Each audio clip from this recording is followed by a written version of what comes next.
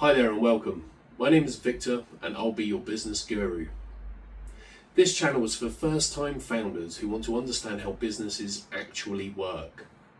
If you missed the last episode and you're considering starting a business and want to avoid common mistakes, this channel is designed to help you build with clarity and realism.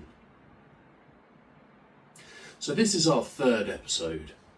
So why most business ideas fail before they start. So most ideas sound good in isolation. They fail when they meet reality.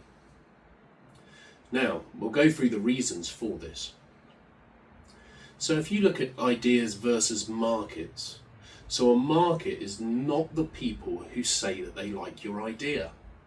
A market is people who actively spend money solving a problem. So when your friends tell you, hey, that's a great idea, you should go into business, but they actually spend money on the idea themselves. It's an important question to ask. So for example, someone builds a budgeting app for students who say that they want to save money.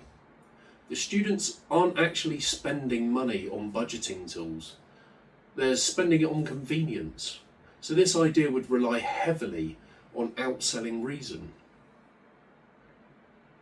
So if we look at assumptions, so every idea contains assumptions. So who the customer is, how painful the problem is, how often it occurs, and how much they'll pay. So untested assumptions are the real risk.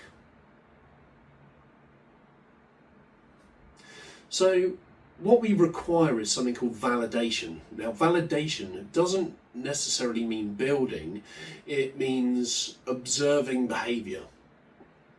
So if businesses already pay for spreadsheets, consultants, manual services, they're all signals that they might be in the market.